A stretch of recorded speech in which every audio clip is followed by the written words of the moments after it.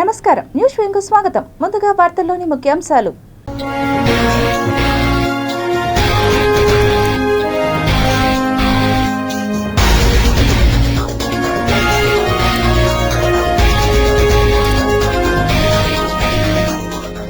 August 15న స్వాతంత్ర దినోత్సవాన్ని గర్వంగా జరుపుకుందాం. ప్రతి ఇంటిపై త్రివర్ణ పతాకాన్ని ఎగురవేద్దాం. దేశ ప్రజలకు ప్రధాని మోడీ పిలుపు. రేపు సంపూర్ణ సూర్యగ్రహణం. ప్రత్యక్షంగా వీక్షించే అవకాశం భారత్కు ఉండదు, వెల్లడించిన నాసా. మద్యం పాలసీపై ఏపీ ప్రభుత్వం కసరత్తు. సెప్టెంబర్ 30 చివరి తేదీ. తిరుమల కిటకిట. 3 రోజుల్లో 33,000 వాహనాల రాక.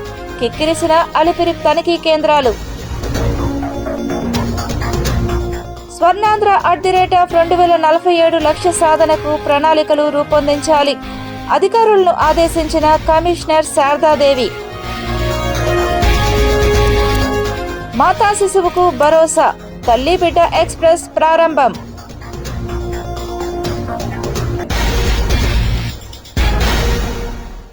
తిరుపతి కలెక్టరేట్లో మంగళవారం 16 తల్లి బిడ్డ ఎక్స్ప్రెస్ వాహనాలను ప్రారంభించారు.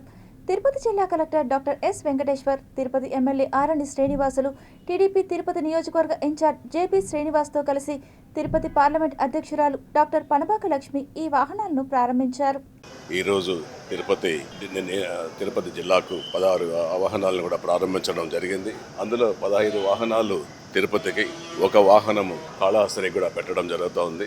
గర్భిణీ మహిళలకు ఎటువంటి ఇబ్బందులు వచ్చినా వాళ్ళ ఇంటి దగ్గర నుంచి హాస్పిటల్కి తీసుకొచ్చి వాళ్ళ మంచి చెడ్డలు అన్నీ కూడా చూసి ఏది ఇబ్బందులు ఉన్నా కూడా తీసి మళ్ళీ ఇంటి దగ్గర నుంచి హాస్పిటల్కి చేర్చడం, అదేవిధంగా గర్భిణీ స్త్రీలందరూ కూడా హాస్పిటల్కి తీసుకురావడం, ప్రసవం తర్వాత ఇంటికి సురక్షితంగా చేర్చడం ఈ ముఖ్య ఉద్దేశంతోనే మన ఎన్డీఏ కూటమి ప్రభుత్వం ఈ యొక్క చర్యలు తీసుకొని బాగు చేస్తూ ఉండేది. అన్ని సంక్షేమాలలో ఇదొక భాగంగా చేస్తున్నారు అనేసి కూడా తెలియజేస్తున్నాం. అందరికీ నమస్కారం. ఈరోజు రాష్ట్ర వ్యాప్తంగా కూడా 102 తల్లి బిడ్డ ఎక్స్ప్రెస్ని 300 వెహికల్స్ని మనకి ఈరోజు లాంచ్ చేయబోతున్నారు. దాంట్లో భాగంగా తిరుపతి జిల్లాలో 16 వెహికల్స్ తల్లి బిడ్డ ఎక్స్ప్రెస్ 102 వెహికల్స్ని ఈరోజు ఫ్లాగ్ ఆఫ్ చేయడం జరిగింది. ముఖ్యంగా ఏదైతే హై రిస్క్ ప్రెగ్నెన్సీ కేసులు వాళ్ళ యాంటీనేటల్ చెకప్స్ అంటే గర్భిణి దాల్చినప్పుడు వాళ్ళు ఏదైతే సంబంధిత మ్యాండేటరీ విజిట్స్ ఉన్నాయో వాటికి దీన్ని వాడుకోవచ్చు.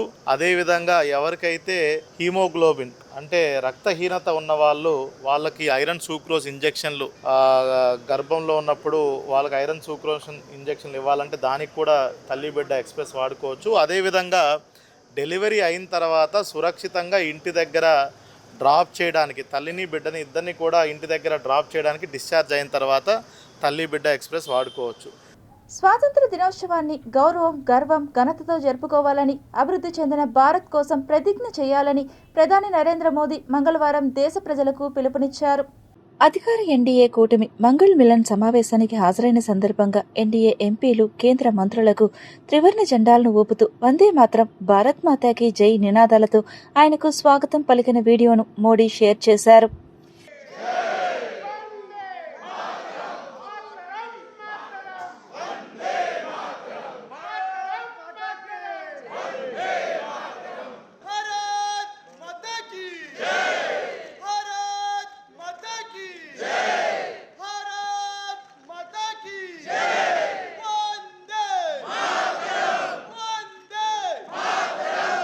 ఆంధ్రప్రదేశ్ ప్రభుత్వం నూతన మద్యం పాలసీ రూపకల్పనపై ముమ్మరంగా కసరత్తు చేస్తోంది.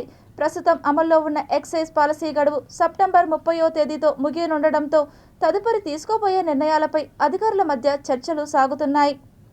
2024 అక్టోబర్ 12న అమల్లోకి వచ్చిన 2 ఏళ్ల పాలసీ గడువు ముగుస్తున్న నేపథ్యంలో పూర్తిగా కొత్త పాలసీని తీసుకురావాలా లేదా ప్రస్తుతం ఉన్న లైసెన్సులని రెన్యువల్ చేయాలా అనే అంశంపై ప్రభుత్వం తీవ్రంగా ఆలోచిస్తోంది. గతంలో దరఖాస్తు ఫీజుల రూపంలో ప్రభుత్వానికి దాదాపు 1900 కోట్ల మేర భారీ ఆదాయం రాగా వ్యాపారుల నుంచి 90,000కు పైగా దరఖాస్తులు వచ్చాయి. అయితే ప్రస్తుతం ఉన్న మార్జిన్లు తమకు ఏమాత్రం ప్రయోజనకరంగా లేవని లైసెన్సుదారులు చెబుతున్నారు. కొనుగోళ్లపై కనీసం 20% మార్జిన్ ఇవ్వాలని వారు విజ్ఞప్తి చేస్తున్నారు. మరోవైపు ప్రస్తుత లైసెన్సులనే రెన్యువల్ చేసే ఆలోచనలో ఉన్న ప్రభుత్వం భారీ మొత్తంలో లైసెన్స్ ఫీజు నిర్ణయించే ప్రతిపాదనలు పరిశీలిస్తోంది. ఇందులో భాగంగా నగరాల్లో 40 లక్షలు, గ్రామీణ ప్రాంతాల్లో 20 లక్షల వరకు లైసెన్స్ ధరలను ప్రతిపాదించినట్లు తెలుస్తోంది. ఈ ఫీజును వ్యాపారులకు వెసులుబాటుగా 50% చొప్పున 2 విడతల్లో చెల్లించే అవకాశం కల్పించనున్నారు. త్వరలోనే మద్యం వ్యాపారులతో నేరుగా చర్చలు జరిపి వారి అభిప్రాయాలు తెలుసుకోవడంతో పాటు ఈ విధానం ద్వారా ప్రభుత్వ ఖజానాకు అదనంగా ఎంత ఆదాయం సమకూరుతుందనే అంచనాలను సిద్ధం చేస్తున్నారు. దీంతో పాటు గత వైసీపీ ప్రభుత్వ హయాంలో రద్దయిన బార్ల సుదీర్ఘకాల లైసెన్సులను తిరిగి పునరుద్ధరించే అంశంపైన కసరత్తు కొనసాగుతోంది. వీటన్నిటిపై అధ్యయనం ముగిసిన తర్వాత ముఖ్యమంత్రి నారా చంద్రబాబు నాయుడు నేతృత్వంలోని కేబినెట్ సబ్ కమిటీ నూతన మద్యం పాలసీపై తుది నిర్ణయం తీసుకోనుంది. మంత్రి నారా లోకేష్ పై వైఎస్ఆర్ కాంగ్రెస్ పార్టీ సీనియర్ నేత మాజీ మంత్రి రోజా సంచలన ఆరోపణలు చేశారు. లోకేష్ రైజింగ్ స్టార్ కాదని స్కామ్ స్టార్ అని విమర్శించారు. అవినీతిలో రైజింగ్ స్టార్గా ఎదిగారని మండిపడ్డారు. రెడ్ బుక్ రాజ్యాంగంతో సైకో పనులు చేస్తున్నారని, 3.5 లక్షల మంది విద్యార్థుల భవిష్యత్తును లోకేష్ తన అవినీతి స్కామ్ల కోసం వాడుకున్నారని ఆరోపించారు. ఆ డబ్బుతో విదేశాల్లో ఎంజాయ్ చేస్తున్నారని, అవినీతి సొమ్మును విదేశాల్లో దాచిపెట్టేందుకే వెళ్తున్నారని ఆరోపించారు. దొంగ సర్టిఫికేట్లతో లక్షలాది రూపాయలు తీసుకొని ఉద్యోగాలు ఇచ్చారని ఆరోపించారు రోజా. రాత పరీక్ష లేకుండా ఉద్యోగాలు ఇవ్వాలని ఎందుకు జీవో ఇచ్చారు?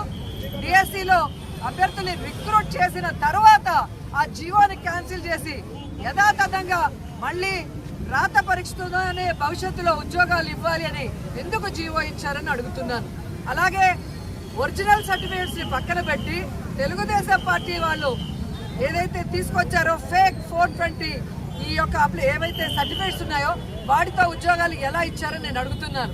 వానా గుంతలు ఆడటం, ప్యాక్ ఆట ఆడటం, బ్రిడ్జి గేమ్ అని తాడు పట్టుకొని లాగటం, ఇలాంటి గేమ్లకు ఉద్యోగాలు ఇచ్చారంటే ఇది రాబోయే తరం పిల్లల భవిష్యత్తుని సమాధి చేయడానికి ఈరోజు 3.5 లక్షల మంది ఎవరైతే దీంట్లో పాల్గొన్నారో డిఎస్సి అభ్యర్థులు వాళ్ళందరి జీవితాలు నాశనం చేసే విధంగా తన అవినీతి కోసం, తన స్కామ్ కోసం లోకేష్ ఎలా దోచుకున్నాడు, ఈ రోజు ఫారిన్కి వెళ్ళి ఎలా దాచుకుంటున్నాడో మనం చూస్తున్నాం. కుప్పంలో తన తల్లిని అసభ్యకరంగా మాట్లాడిన వ్యక్తులపై చర్యలు తీసుకోవాలని డీఎస్పీకి ఫిర్యాదు చేశారు ఎమ్మెల్సీ భరత్.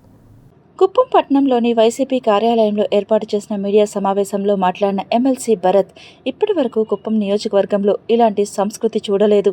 తన తల్లిపై తీవ్ర స్థాయిలో టీడీపీ, బీజేపీకి చెందిన 2 వ్యక్తులు అసభ్యకరంగా మాట్లాడడం దారుణమన్నారు.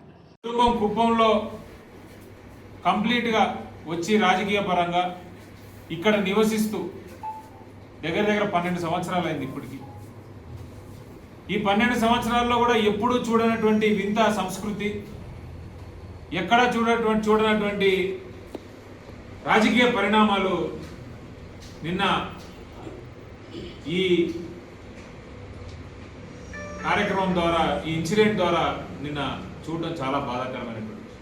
ఎందుకంటే మా ఫాదర్ ఒక రిటైర్డ్ ఐఏఎస్ ఆఫీసర్. ఆయన కుప్పంకి మొట్టమొదటిసారి వచ్చినప్పుడు కూడా ఇక్కడ చాలామంది కుప్పంకి సంబంధించినటువంటి వారు, మా పూర్వీకులు కుప్పంలో ఉండేటటువంటి వారు. నేను కుప్పంలో 2019 నుంచి ఉంటా ఉన్నాను. 2019 నుంచి కూడా నన్ను అందరూ ఫ్యామిలీ మెంబర్ లాగానే ట్రీట్ చేశారు. రాజకీయం ఎక్కడికి పోతా ఉంది అనేటటువంటి ఒక అనుమానం ఒకటి ఈరోజు మాకందరికి వస్తుంది. డిఎస్సీని అడ్డుకునేందుకు వైసీపీ కుట్రలు చేస్తోందని తీవ్ర స్థాయిలో మండిపడ్డారు తుడా చైర్మన్ దివాకర్ రెడ్డి. ఈరోజు వైసీపీ తరఫున వాళ్ళు మార్కులు చేయాలనుకుంటారు. కానీ ప్రజలందరూ తెలిసి ఈరోజు ఎన్డీఏ కూటమి వచ్చిన తర్వాత రాష్ట్రం ఏ విధంగా ఉండదో మీకు అందరూ తెలుసు. నాకు తెలియక అడుగుతున్నాను. ప్రతి ఒక్కరు అంటున్నారు, ఈరోజు చిన్నవాడు కానించి పెద్దవాడి వరకు ఆనందంగా తిరిగేది వైసీపీకి ఇష్టం లేదా? కానీ ప్రజలందరూ ఆనందంగా ఉండటం వైసీపీకి ఆనందంగా లేదా? రాష్ట్రం డెవలప్ అవ్వటం వైసీపీకి ఆనందంగా లేదా? అసలు వాళ్ళ ప్రాబ్లం ఏంది? మాట వస్తే మా యువనాయకు నారా లోకేష్ కానీ రిజైన్ చేయి అంటారు. ఎందుకోసం రిజైన్ చేయాలా? ఈరోజు ఆంధ్ర రాష్ట్రంలో ఎవ్వరు కష్టపడినంతగా రాత్రి పొగులు మొత్తం కష్టపడి తిరుగుతూ ఈరోజు సుమారుగా 9 లక్షల కోట్ల పెట్టుబడి ఈరోజు ఆంధ్ర రాష్ట్రాన్ని తీసుకొని వచ్చిన ఘనత మా యువనాయకు నారా లోకేష్ గారిది. ఈరోజు ఇన్ని చేసుకొని వస్తే మీరు రిజైన్ చేయి అంటారు. మీరు రిజైన్ అనిపిస్తే ఈరోజు మీకు నేను ఛాలెంజ్ చేస్తున్నా. మీకు దమ్ము ధైర్యం ఉంటే మీరందరూ కూడా రాష్ట్రంలో మీరు గెలిచినట్టు 11 మంది ఎమ్మెల్యేలు మీరు రిజైన్ చేయండి. రిజైన్ చేసి మరి ఎలక్షన్కి రండి. నిజంగా కూటమి ప్రభుత్వం డెవలప్ చేసిందంటే మీరు అందరూ ఓడిపోతారు. ఖచ్చితంగా మీకు ఈసారి డిపాజిట్లు కూడా రావు. ప్రముఖ పుణ్యక్షేత్రమైన శ్రీకాళహస్తిలో చోటు చేసుకున్న హత్య కేసును పోలీసులు ఛేదించారు. ఈ కేసులో 4 నిందితులను అరెస్ట్ చేసినట్లు పోలీసులు తెలిపారు. తమిళనాడు పుత్తూరుకు చెందిన నిందితులను ప్రత్యేక దర్యాప్తు బృందాలు అదుపులోకి తీసుకున్నాయి. హత్యకు ఉపయోగించిన R15 బైక్, 2 కత్తులు, 2 సెల్ ఫోన్లను పోలీసులు స్వాధీనం చేసుకున్నారు. మరో నిందితుడు పరారీలో ఉండడంతో అతని కోసం ప్రత్యేక బృందాలతో గాలింపు చర్యలు కొనసాగుతున్నాయని మీడియాకు వెల్లడించారు తిరుపతి జిల్లా ఎస్పీ సుబ్బరాయుడు. సాంకేతిక ఆధారాలతో దర్యాప్తు చేపట్టిన పోలీసులు నిందితులను గుర్తించి అరెస్టు చేశారు. అరెస్టైన వారిపై గతంలోనూ పలు కేసులు ఉన్నట్లు విచారణలో వెల్లడైంది. ఒక నిందితుడిపై ఏకంగా 25 పాత కేసులు ఉన్నట్లు పోలీసులు గుర్తించారు. నేర చరిత్ర ఉన్న నిందితులపై పీడీ యాక్ట్ కింద చర్యలు తీసుకునేందుకు పోలీసులు సిద్ధమవుతున్నారు. కేసును ఛేదించడంలో కీలకంగా వ్యవహరించిన ప్రత్యేక దర్యాప్తు బృందాలను జిల్లా ఎస్పీ ఎల్ సుబ్బరాయుడు అభినందించారు. శ్రీకాళహస్తి వంటి ప్రముఖ పుణ్యక్షేత్రంలో ఇలాంటి ఘటనలు పునరావృతం కాకుండా భద్రతను మరింత కట్టుదిట్టం చేసి నేర నియంత్రణకు ప్రత్యేక చర్యలు చేపడతామని ఎస్పీ సుబ్బరాయుడు తెలిపారు. ఈ క్రైమ్లో అన్ని ఆధారాలు సేకరించిన తర్వాత క్రైమ్ని డిటెక్ట్ చేయడం జరిగింది. అందులో ఇన్వాల్వ్ అయిన 5 మెంబర్స్లో 4 మెంబర్స్ని అరెస్ట్ చేయడం కూడా జరిగింది. క్రైమ్కి వాడిన వెపన్స్ కూడా అండ్ సెల్ ఫోన్స్ కూడా సీజ్ చేయడం జరిగింది. మోటార్ సైకిల్, తర్వాత సెల్ ఫోన్స్. ముఖ్యంగా ఈ అఫెన్స్ని చేయడానికి ముఖ్య కారణం శివకుమార్కి ఇంతకుముందు గణేష్ అనే వ్యక్తికి పరిచయం ఉంది. Ganesh having almost 20-25 cases in Tamil Nadu. ఇతను గణేష్కి ఆశ్రయం ఇవ్వడం వలన ఇటీవల కాలంలో మార్చిలో ఇవ్వడం వలన తమిళనాడు పోలీసు వారు వచ్చి గణేష్ని తీసుకెళ్లడం, అక్కడ గణేష్ ఎన్కౌంటర్ చేయడం జరిగింది. తద్వారా గణేష్ని చంపడానికి కారణమయ్యాడనే ఒక కక్షతో గణేష్ యొక్క ఫాలోయర్సు అనుమానంతో గణేష్ ఫాలోయర్స్ తమిళనాడు వచ్చి ఇతన్ని చంపడం జరిగింది. మొత్తం ఇందులో ఇన్వాల్వ్ అయిన 4 అరెస్ట్ చేసి తగిన ఆధారాలతో కోర్టు ముంచడం జరుగుతుంది. తిరుచానూరు గ్రామ పంచాయతీ యోగి మల్లవరంలో విద్యుత్ అధికారుల నిర్లక్ష్యం కారణంగా నిర్ణీత ఎత్తు కంటే తక్కువగా విద్యుత్ ట్రాన్స్ఫార్మర్ ఉండడంతో స్థానికులు ఆందోళన వ్యక్తం చేస్తున్నారు. తిరుపతి రూరల్ మండలం తిరుచానూరు గ్రామ పంచాయతీ పరిధిలో స్థానిక సింధు సర్కిల్ నుండి శివాలయం వెళ్లే ప్రధాన రహదారిలో విద్యుత్ ట్రాన్స్ఫార్మర్ నిర్ణీత భద్రతా ప్రమాణాల కంటే తక్కువ ఎత్తులో ఉండడంతో స్థానికులు భయాందోళనకు గురవుతున్నారు. ట్రాన్స్ఫార్మర్ తక్కువ ఎత్తులో ఉండటం వల్ల ప్రజలకు, ముఖ్యంగా చిన్నారులకు ప్రమాదం జరిగే అవకాశం ఉందని, ట్రాన్స్ఫార్మర్ చుట్టూ సరైన రక్షణ కంచె లేకపోవడంతో పరిస్థితి మరింత ప్రమాదకరంగా మారిందని స్థానికులు పేర్కొన్నారు. వర్షాకాలంలో విద్యుత్ లీకేజీ వంటి సమస్యలు తలెత్తే అవకాశం ఉందని, ఈ సమస్యపై పలుమార్లు విద్యుత్ అధికారులకు సమాచారం అందించినప్పటికీ ఇప్పటి వరకు తగిన చర్యలు తీసుకోలేదని స్థానికులు ఆరోపించారు. అదేవిధంగా ఆ రోడ్డులో నిత్యం వందలాది ప్రజలతో పాటు ఒక ప్రైవేటు పాఠశాల ఉండడంతో ఎప్పుడు ఏం జరుగుతుందోనని, ప్రజల భద్రతకు సంబంధించిన విషయంలో అధికారులు నిర్లక్ష్యం చేయకుండా వెంటనే స్పందించాలని కోరుతున్నారు. ట్రాన్స్ఫార్మర్ను నిర్ణీత ఎత్తుకు ఏర్పాటు చేసి దాని చుట్టూ రక్షణ కంచె ఏర్పాటు చేయాలని స్థానికులు డిమాండ్ చేశారు. సమస్యను త్వరగా పరిష్కరించి ప్రమాదాలను నివారించాలని విద్యుత్ శాఖ అధికారులను కోరారు. ఈ సందర్భంగా స్థానికులు మాట్లాడుతూ ప్రతి నెల కరెంట్ ఛార్జీలు వసూలు చేసే శ్రద్ధ ప్రజల భద్రతపైన విద్యుత్ శాఖ అధికారులకు లేదని, స్థానిక ఏఈకి ఎన్నిసార్లు మొరపెట్టుకున్నా నిర్లక్ష్యపు సమాధానం చెబుతున్నారని తెలియజేశారు. ఇప్పటికైనా ఉన్నతాధికారులు స్పందించి సమస్యను పరిష్కరించాలని మీడియా ముఖంగా కోరారు. 2.5 అడుగు డిస్టెన్స్ లో ఒక ట్రాన్స్ఫర్ ఉంది. అధికారులు ఎంత చెప్పినా కూడా వాళ్ళు ఏమాత్రం స్పందించడం లేదు. రెండోది ఏంటంటే పక్కనే స్కూల్ ఉంది, చిన్న పిల్లకాయలు చదువుకునే వాళ్ళు. దీని పక్కనే ఒక అంగడి కూడా ఉంది. ఎందుకంటే సామాగ్రి కొనుక్కొని పోయి వస్తూ ఉంటారు. ఒక చెయ్యి తగిలినా కూడా ఆటోమేటిక్ గా ప్రాణాపాయ స్థితిలో ఉంది ఇది. చిన్నపిల్లలు కూడా తెలిసి తెలియకుండా పరిస్థితిలో చెయ్యి కూడా అందుబాటులో అందేట్టుగా ఉండేది ట్రాన్స్ఫర్. ఇప్పుడు ఒక 6 నెలలుగా నేను చెప్పుకుంటూనే ఉన్నాను, అధికారులకి ఏ మాత్రం స్పందించడం లేదు. అందులో పూర్తి ఏ మాత్రం పనిచేయడం లేదు. ఇక్కడ ఏ మాత్రం ప్రజల యొక్క సమస్యను కూడా ప్రజలు ఏ మాత్రం పట్టించుకోవడం లేదు.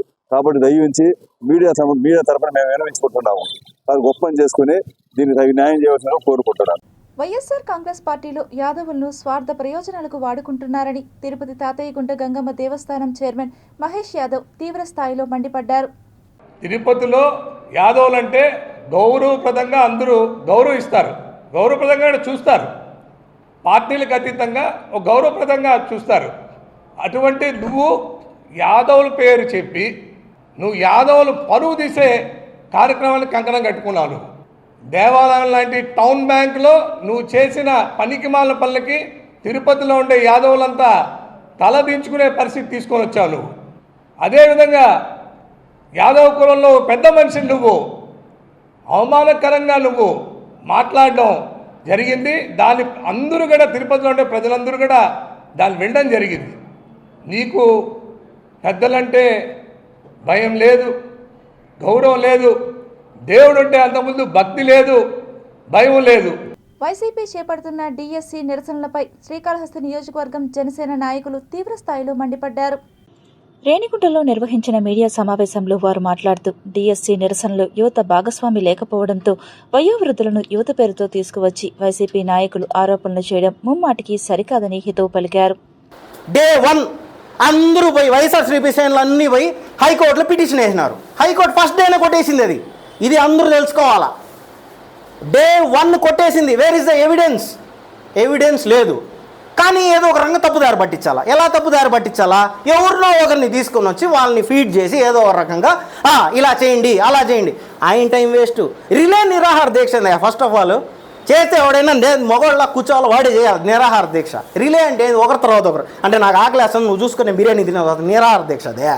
స్వర్ణాంధ్ర @2047 లక్ష్యాల సాధనలో భాగంగా తిరుపతి నియోజకవర్గ సమగ్ర అభివృద్ధి ప్రణాళికకు అధికారులు అందరూ సహకరించాలని నగరపాలక సంస్థ కమిషనర్ ఎఫ్ఎసి శారదాదేవి తెలిపారు. తిరుపతి నియోజకవర్గ సమగ్ర అభివృద్ధి ప్రణాళిక రూపొందించే అంశాలపై కెపాసిటీ బిల్డింగ్ శిక్షణ కార్యక్రమం మంగళవారం నగరపాలక సంస్థ కార్యాలయంలో నిర్వహించారు. తిరుపతి జిల్లా కలెక్టర్ డాక్టర్ వెంకటేశ్వర్ ఆదేశాల మేరకు నియోజకవర్గ ప్రత్యేక అధికారి శారదాదేవి సహకారంతో నిర్వహించిన ఈ కార్యక్రమంలో వివిధ ప్రభుత్వ శాఖల అధికారులు, సివిఏపీ బృందం పాల్గొన్నారు. పెహ్లా ఇండియా ఫౌండేషన్ కోఆర్డినేటర్లు సౌరభ్, శిరీష మరియు వారి బృందం అధికారులకు శిక్షణ అందించారు. తిరుపతి నియోజకవర్గంలోని సేవారంగం, పర్యాటకం, ఉద్యానవనం, పరిశ్రమలు, వ్యవసాయం, పశు సంపద తదితర రంగాల అభివృద్ధి సామర్థ్యాలను గుర్తించి వాటి ఆధారంగా భవిష్యత్ కార్యాచరణ ప్రణాళిక రూపొందించాలని తెలిపారు. నాణ్యమైన డేటా ఆధారంగా నియోజకవర్గ అభివృద్ధి ప్రాధాన్యతలను నిర్ణయించి ఉపాధి అవకాశాల పెంపు, ఆర్థికాభివృద్ధి, పారిశ్రామిక ప్రగతి, వ్యవసాయ అభివృద్ధి, సేవారంగ విస్తరణ మరియు మౌలిక సదుపాయాల మెరుగుదలకు కీలకంగా పనిచేయాలని తెలిపారు. శిక్షణలు జీడీడీపీ, జీఎండీపీ, డేటా సేకరణ, డేటా విశ్లేషణ, రంగాల వారి అభివృద్ధి అవకాశాల గుర్తింపు, స్థానిక వనరుల వినియోగం, శాఖల మధ్య సమన్వయం వంటి అంశాలపై అవగాహన కల్పించారు. ఈ శిక్షణ కార్యక్రమంలో డిప్యూటీ కమిషనర్ అమరయ్య, వివిధ ప్రభుత్వ శాఖల అధికారులు, స్టాటిస్టికల్ ఆఫీసర్ వెంకట్రామరెడ్డి, సివిఏపీ బృందం మరియు వివిధ ప్రభుత్వ శాఖల అధికారులు పాల్గొన్నారు. తిరుపతి శ్రీ గోవిందరాజ స్వామివారి ఆలయంలో ఆగస్టు 14న శ్రీ ఆండాళ్ అమ్మవారి తిరువడిపురం ఉత్సవం భక్తి శ్రద్ధలతో వైభవంగా నిర్వహించనున్నారు. శ్రీ ఆండాళ్ అమ్మవారి సాత్తుమర సందర్భంగా ఉదయం 9:30 నుంచి 10:30 వరకు శ్రీ గోవిందరాజ స్వామివారు, శ్రీ ఆండాళ్ అమ్మవారి ఉత్సవమూర్తులకు శాస్త్రోక్తంగా స్వపన తిరుమంజనం నిర్వహిస్తారు. అనంతరం సాయంత్రం 4 గంటల నుంచి రాత్రి 8 గంటల వరకు శ్రీ గోవిందరాజ స్వామివారు, శ్రీ ఆండాళ్ అమ్మవారిని అలిపిరికి మంగళ వాయిద్యాల నడుమ ఊరేగింపుగా తీసుకెళ్లి ఆస్థానం నిర్వహిస్తారు. ప్రత్యేక పూజల అనంతరం అలిపిరి నుంచి గీతా మందిరం, రామ్నగర్ క్వార్టర్స్, వైకానస ఆచార్యుల వారి ఆలయం, ఆర్ఎస్ మాడవీధి, చిన్నజీయర్ మఠం మీదుగా స్వామి అమ్మవార్ల ఊరేగింపుగా తిరిగి ఆలయానికి చేరుకుంటుందని తిరుమల తిరుపతి దేవస్థానం అధికారులు తెలిపారు.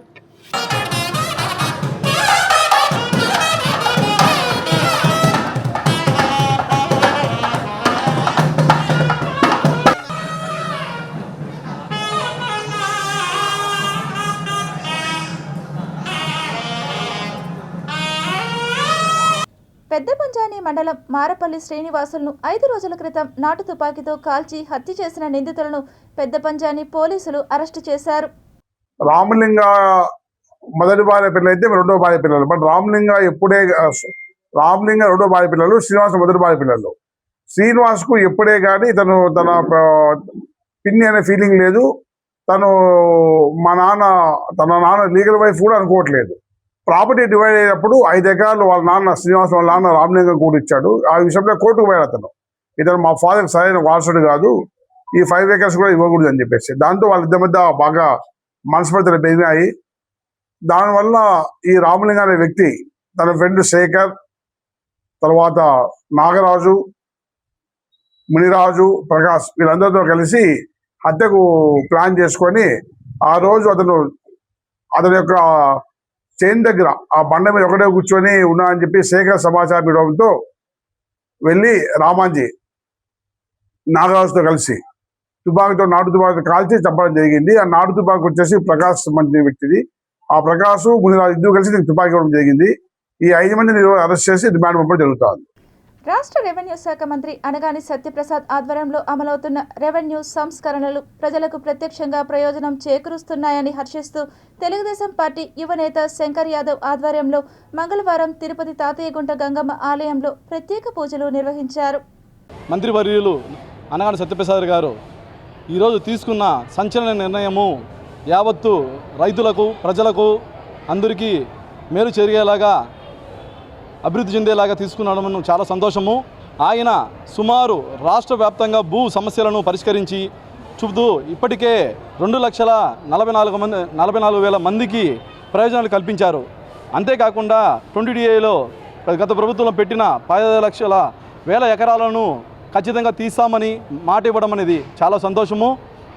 అంతేకాకుండా ప్రజల పట్ల విశ్వాసంగా అని రాష్ట్రంలోనే ఈరోజు సంచలన నిర్ణయం ప్రజలకు అట్లా రైతులకు ఒక ఆశాజ్యోతిని వెలిగించడం అనేది చాలా సంతోషము. ఇలాంటివన్నీ మరిన్ని కార్యక్రమాలు అనగాని సత్యప్రసాద్ గారు చేస్తారని సంతోషిస్తూ ఇలాంటి నిర్ణయం తీసుకోవడం అనేది చాలా సంతోషము. శ్రీవారిని దర్శించుకోవడానికి గతంలో కంటే ఇప్పుడు చాలా కష్టమవుతుంది. స్వామివారి దర్శనానికంటే ముందు తిరుమలకు ఎంటర్ కావడమే ఇప్పుడు పెద్ద సమస్యగా మారింది. కలియుగ ప్రత్యక్ష దైవం తిరుమల వెంకటేశ్వర స్వామిని దర్శించుకోవాలని అందరికీ ఉంటుంది. ఇప్పుడున్న విజయ్ లైఫ్లో ప్రతి ఒక్కరూ వీకెండ్స్లోనే వెళ్లేందుకు ప్లాన్ చేసుకుంటున్నారు. శ్రీవారిని దర్శించుకోవడానికి గతంలో కంటే ఇప్పుడు చాలా కష్టమవుతుంది. స్వామివారి దర్శనానికంటే ముందు తిరుమలకు ఎంటర్ కావడమే ఇప్పుడు పెద్ద సమస్యగా మారింది. దానికి ప్రధాన కారణం ట్రాఫిక్. ఒకప్పుడు తిరుమల వెళ్లాలంటే అందరూ బస్సులు, రైళ్లలోనే వెళ్లేవారు. తిరుపతిలో దిగిన తర్వాత కూడా ఆటోల్లో వెళ్లేవారు తక్కువ. అక్కడి నుంచి కూడా బస్సులే ఎక్కేవారు. కానీ ఇప్పుడు పరిస్థితి మాత్రం వేరు. మనిషికో కారు వేసుకుని తిరుమల బయలుదేరుతున్నారు. ఇదే తిరుమలలో ట్రాఫిక్ పెరగడానికి ప్రధాన సమస్య. 100 కార్లు ఉంటే 5 బస్సులు మాత్రమే అక్కడ కనిపిస్తున్నాయి. ప్రతి 4 కలిసి కార్లలో వెళ్లడంతో ట్రాఫిక్ సమస్య పెరిగిపోతోంది. గడిచిన శుక్ర, శని, ఆదివారాల్లో దాదాపు 33,000 వాహనాలు అలిపిరి తనిఖీ కేంద్రం నుంచి తిరుమలకు చేరుకున్నాయి. ఇలా సొంత వాహనాల్లో రావడంతోనే భక్తుల రద్దీతో పాటు ట్రాఫిక్ సమస్య కూడా రోజురోజుకు పెరిగిపోతోంది. ప్రస్తుతం తిరుమలకు వస్తున్న వాహనాల సంఖ్య రోజుకు 10 నుంచి 12,000 వరకు ఉంటోంది. దీంతో ట్రాఫిక్ ఇబ్బందులు పెరుగుతున్నాయి. కేవలం వారాంతాల్లోనే కాకుండా మిగతా రోజుల్లో కూడా రద్దీ విపరీతంగా ఉంటుంది. శ్రీవారి దర్శనానికి ప్రస్తుతం 12 గంటల సమయం పడుతుంది. శ్రీవారి సర్వదర్శనానికి టోకన్లు లేని భక్తులు వైకుంఠం క్యూ కాంప్లెక్స్ 2, నారాయణగిరి షెడ్లలో నిండి రింగ్ రోడ్డు, శిలాతోరణం వరకు క్యూలైన్లో వేచి ఉన్నారు. 300 రూపాయల దర్శనం టికెట్ల ద్వారా 3 గంటల్లో దర్శనం లభిస్తోంది. శ్రీవారిని ఆదివారం 87,179 మంది భక్తులు దర్శించుకున్నారు. హుండీ ద్వారా 4.59 కోట్లు వచ్చాయి. శ్రీవారి దర్శనానికి సంబంధించి తిరుపతి శ్రీనివాసం, విష్ణు నివాసం, భూదేవి కాంప్లెక్స్ వద్ద భక్తులకు సోమవారం ఒక్కరోజే 10,000 SSD టోకన్లు జారీ చేశారు. తిరుపతి పరిసర ప్రాంతాల్లో ప్రశాంత వాతావరణంలో పండుగ నిర్వహించేందుకు అన్ని ఏర్పాట్లను చేస్తున్నట్లు తిరుపతి వరసిద్ధి వినాయక మహోత్సవం కమిటీ కన్వీనర్ సామంచి శ్రీనివాస్ తెలియజేశారు. మంగళవారం ఉదయం జిల్లా కలెక్టరేట్ కార్యాలయంలోని జిల్లా కలెక్టర్ను కలిసి తిరుపతి వరసిద్ధి వినాయక మహోత్సవం కమిటీ ద్వారా వినతి పత్రాన్ని అందజేశారు. రానున్నటువంటి వినాయక చవితి పండుగను పురస్కరించుకొని ఆధ్యాత్మిక తిరుపతి నగరంలో సుమారు 1000 వినాయక స్వామి యొక్క మండపాలు నిర్మాణం చేసి సెప్టెంబర్ 14 పండుగను పురస్కరించుకొని 16 3వ రోజు, అదేవిధంగా 18 5వ రోజు, 7వ రోజు ఇలా పూజాధికాలు అందించి సామూహిక నిమజ్జనం కోసమని వినాయక సాగర్ వైపు తరలి వచ్చేటువంటి క్రమంలో భాగంగా ఏర్పాట్లపై చర్చించేందుకు మరియు సంబంధిత అధికారిక సమన్వయ సమావేశం ఏర్పాటు చేయాలని చెప్పి కోరుతూ ఇవాళ మేము జిల్లా కలెక్టర్ గారిని కలవడం జరిగింది. వారు కూడా సానుకూలంగా స్పందించి ఈ ఉన్నటువంటి సమయాన్ని సద్వినియోగం చేసుకొని తిరుపతి నగరంలో ప్రధానంగా వినాయక సాగర్లో, తర్వాత దామినేడు దగ్గర ఉన్నటువంటి చెరువు, గొల్లపల్లి చెరువు, చెన్నాయిగుంట చెరువు, ఈ చెరువుల్లో కూడా గ్రామీణ ప్రాంతాల్లో పెట్టేటువంటి స్వామివారి యొక్క విగ్రహాల నిమజ్జనం కోసం వస్తారు కాబట్టి అక్కడ కూడా కట్టుదిట్టమైనటువంటి ఏర్పాట్లు, ముళ్ళ చెట్లు తొలగించడము, అదేవిధంగా బ్యారికేడ్లు, లైటింగు, సౌండ్ సిస్టము, రక్షణ, బందోబస్తు ఇలాంటి అనేక రకాలైనటువంటి సదుపాయాలు కల్పించాలని చెప్పి కోరుతూ కలెక్టర్ గారికి మేము కమిటీ తరపున వినతి పత్రం ఇవ్వడం జరిగింది. వారు కూడా సానుకూలంగా స్పందించి ఈ వచ్చే వారంలోనే అధికారిక సమన్వయ సమావేశాన్ని కూడా ఏర్పాటు చేస్తారని చెప్పి ఈసారి ఎలాంటి ఇబ్బందులు లేకుండా అంగరంగ వైభవంగా అందరి యొక్క సహకారంతో బ్రహ్మాండమైనటువంటి పండుగను నిర్వహించుకుందాం అనేటువంటి సంకల్పంతో ప్రజా సమస్యల పరిష్కారం కోసం భారత కమ్యూనిస్టు పార్టీ సిపిఐ దేశవ్యాప్తంగా నిర్వహిస్తున్న పాదయాత్రల్లో భాగంగా తిరుపతి నగరంలో చేపట్టిన పాదయాత్రకు ప్రజల నుండి విశేష స్పందన లభిస్తోందని సిపిఐ రాష్ట్ర కార్యవర్గ సభ్యులు ఏ రామానాయుడు, సిపిఐ జిల్లా కార్యదర్శి పి మురళి తెలిపారు. మంగళవారం తిరుపతి నగరంలో పాదయాత్ర సందర్భంగా వారు మాట్లాడుతూ ప్రజా సమస్యలను నేరుగా తెలుసుకుని వాటి పరిష్కారం కోసం ప్రభుత్వంపై ఒత్తిడి తీసుకురావడమే సిపిఐ పాదయాత్రల ప్రధాన ఉద్దేశమన్నారు. పాదయాత్రలో ప్రజలు స్వచ్ఛందంగా తమ సమస్యలను సిపిఐ నాయకుల దృష్టికి తీసుకువస్తున్నారని తెలిపారు. తిరుపతి నగరంలో అనేక ప్రాంతాల్లో కాలువలు సక్రమంగా లేకపోవడంతో మురుగునీరు రోడ్లపైకి వస్తోందని, వర్షం కురిసినప్పుడు రోడ్లపై నీరు నిలిచిపోతుండడంతో ప్రజలు తీవ్ర ఇబ్బందులు ఎదుర్కొంటున్నారని ఆవేదన వ్యక్తం చేశారు. 3-4 నెలల క్రితం వేసిన రోడ్లు సైతం ఇటీవల కురిసిన వర్షాలకు దెబ్బతిని గుంతలమయంగా మారాయని విమర్శించారు. ఎంఆర్పల్లి పోలీస్ స్టేషన్, రిజిస్ట్రార్ కార్యాలయం పరిసరాల్లో పరిస్థితి మరింత దారుణంగా ఉందని వారు తెలిపారు. పోలీస్ స్టేషన్ ముందు గత 4 నెలలుగా పెద్ద గుంతలు ఏర్పడి ఉన్నప్పటికీ అధికారులు పట్టించుకోవడం లేదన్నారు.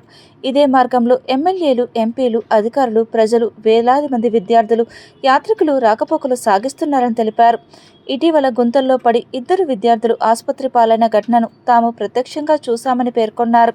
మేము చలో ఢిల్లీ కార్యక్రమాన్ని సెప్టెంబర్ 1వ తేదీ చలో ఢిల్లీ జంతర్ మంతర్ దగ్గర పెద్ద ఎత్తున 2 లక్షల మంది పైబడి భారతదేశంలో ఉండేటువంటి ప్రజలందరూ కూడా స్వచ్ఛందంగా వెళ్ళి కేంద్ర ప్రభుత్వం, ఈ కూటమి ప్రభుత్వాన్ని మెడలు వంచడానికి ఈ పాదయాత్ర నిర్వహిస్తూ ఉన్నాం. తక్షణమే తిరుపతిలో ఉన్నటువంటి రోడ్లన్నీ కూడా బాగు చేయాలి, కాలువలు క్లీన్ చేయాలి, ఎక్కడైతే ఉన్నటువంటి అభివృద్ధి జరగాల్సినటువంటి ప్రదేశాలు ఉన్నాయి అవన్నీ అభివృద్ధి చేయాలని చెప్పేసి ఈ పాదయాత్రలో సిపిఐగా డిమాండ్ చేస్తూ ఉన్నాం.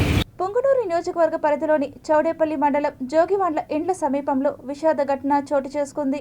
ఒడిశా రాష్ట్రానికి చెందిన 19 ఏళ్ల యువతి చాందిని చుహా మృతి చెందింది. చాందిని చుహా తన కుటుంబ సభ్యులతో కలిసి ఉపాధి నిమిత్తం పొంగునూరు పరిసర ప్రాంతంలోని ఇటుక బట్టీల్లో పనిచేస్తున్నట్లు సమాచారం. జోగివాండ్ల ఇండ్ల వద్ద నివాసం ఉంటున్న సమయంలో ఈ ఘటన చోటు చేసుకున్నట్లు తెలుస్తోంది.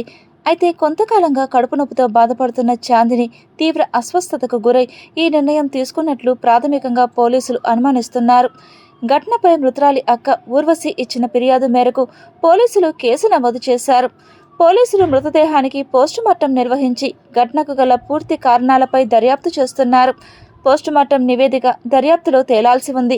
తిరుపతిలోని శ్రీ వెంకటేశ్వర విశ్వవిద్యాలయ ప్రాచ్య పరిశోధనా సంస్థ ఆంధ్రప్రదేశ్లో ప్రసిద్ధి పొందిన ఏకైక ప్రాచ్యలిఖిత భాండాగారమని 8 దశాబ్దాలుగా పండితులకు నెలవై పరిశోధకులకు కల్పతరువై సాహిత్యానికి, సంస్కృతికి అపారమైన సేవ చేస్తుందని ప్రాచ్య పరిశోధనా సంస్థ సంచాలకులు ఆచార్య పిసి వెంకటేశ్వర్లు పేర్కొన్నారు. నమస్కారం, నా పేరు డాక్టర్ పిసి వెంకటేశ్వర్లు. ఈ ప్రాచ్య పరిశోధన సంస్థ డైరెక్టర్గా ఉన్నాను. నేను ఇక్కడ 2007 సంవత్సరం నుంచి అసిస్టెంట్ ప్రొఫెసర్గా పనిచేస్తూ ఇప్పుడు ఆచార్యుడిగా సంస్థ సంచాలకులుగా ఉంటున్నాను. ఈ సంస్థ 1939లో తిరుపతి దేవస్థానంలో ఏర్పాటు చేయడం జరిగింది. హిందూ బెనారస్ యూనివర్సిటీ లాంటి ఒక సంస్థను ఏర్పాటు చేయాలనేటువంటి లక్ష్యంతో దక్షిణ భారతదేశంలో ఈ సంస్థను ఆనాటి మద్రాసు ప్రభుత్వం, అంటే మనం మద్రాసు ప్రభుత్వం కింద ఉన్నప్పుడు పానగల్ రాజా గారు, మద్రాసు రాష్ట్ర ముఖ్యమంత్రి గారు ఒక నిర్ణయం తీసుకొని ఈ సంస్థను ఏర్పాటు చేయడానికి ప్రణాళికలు రచించడం జరిగింది. ఆ ప్రణాళికల్లో భాగంగా తిరుపతి దేవస్థానంలో 1939 నుంచి ఈ సంస్థ ప్రారంభించబడింది. 3-4 వేల పుస్తకాలను కూడా సంస్థకు ఇచ్చారు. వాటన్నిటినీ ఎక్కడా దొరకనటువంటి పుస్తకాలు అవి కూడా మనం జాగ్రత్త చేసి పెడుతున్నాం. వదాన్యులు ఇచ్చినటువంటి పుస్తకాలు, వాళ్ళు ఇచ్చినటువంటి మ్యాన్స్క్రిప్ట్స్ అన్నింటినీ కూడా ఈ సంస్థలో ఒక ట్రెజర్ లాగా అదిని కాపాడుతూ వస్తున్నాం. మీ దగ్గర ఇంకెవరైనా సరే ఉన్నట్లయితే వాటిని ఇచ్చి ఇక్కడ పరిష్కరించుకొని జాగ్రత్తగా శుభ్రపరచుకొని స్కానింగ్ చేయించి మళ్ళీ మీ ప్రతిని మీరు తీసుకువెళ్ళడానికి మేము ఆహ్వానిస్తున్నాం.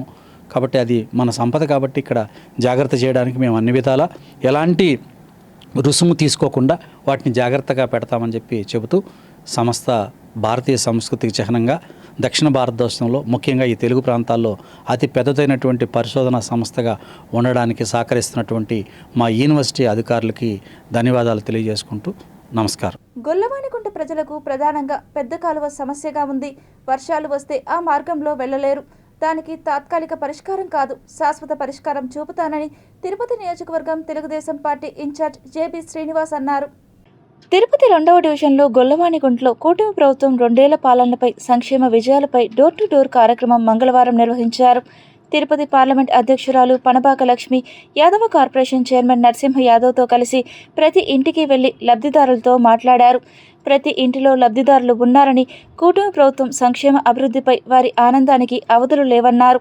ఈ కార్యక్రమంలో నాయి బ్రాహ్మణ corporation chairman Rudrakoti Sadasivam, parliament ఉపాధ్యక్షులు Yashwant Reddy, cluster incharge Krishna Yadav, unit incharge Ramayadav, ward అధ్యక్షుడు Penchulayya, TNTUC general secretary auto Nagar Nani, senior నాయకులు ఆముదాల తులసి, దొడ్డు నాగభూషణం తదితరులు పాల్గొన్నారు. Tirupati bullion gold jewellery and silver merchants association సమాచారం మేరకు తిరుపతి లోకల్ బులియన్ మార్కెట్లో బంగారం, వెండి ధరలు ఇలా ఉంటాయి. 24 క్యారెట్ల బంగారం 10 గ్రాముల ధర 1,57,570 రూపాయలు. 22 క్యారెట్ల బంగారం 1 గ్రాము ధర 14,119 రూపాయలు. వెండి 1 కేజీ ధర 2,41,500 రూపాయలు. రీటైల్ వెండి 1 గ్రాము ధర 246 రూపాయల 50 పైసలుగా ఉంటుంది.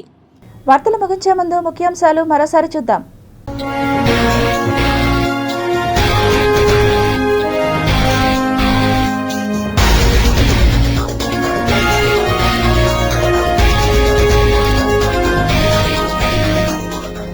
ఆగస్టు 15న స్వాతంత్ర దినోత్సవాన్ని గర్వంగా జరుపుకుందాం. ప్రతి ఇంటిపై త్రివర్ణ పతాకాన్ని ఎగురవేద్దాం. దేశ ప్రజలకు ప్రధాని మోడీ పిలుపు. రేపు సంపూర్ణ సూర్యగ్రహణం. ప్రత్యక్షంగా వీక్షించే అవకాశం భారత్కు ఉండదు, వెల్లడించిన నాసా. మద్యం పాలసీపై ఏపీ ప్రభుత్వం కసరత్తు. సెప్టెంబర్ 30 చివరి తేదీ. తిరుమల కిటకిట 3 రోజుల్లో 33,000 వాహనాల రాక. కిక్కిరిసిన అలిపిరి తనిఖీ కేంద్రాలు. స్వర్ణాంధ్ర @2047 లక్ష్య సాధనకు ప్రణాళికలు రూపొందించాలి. అధికారులను ఆదేశించిన కమిషనర్ శారదాదేవి. మాతా శిశువుకు భరోసా. తల్లి బిడ్డ ఎక్స్ప్రెస్ ప్రారంభం.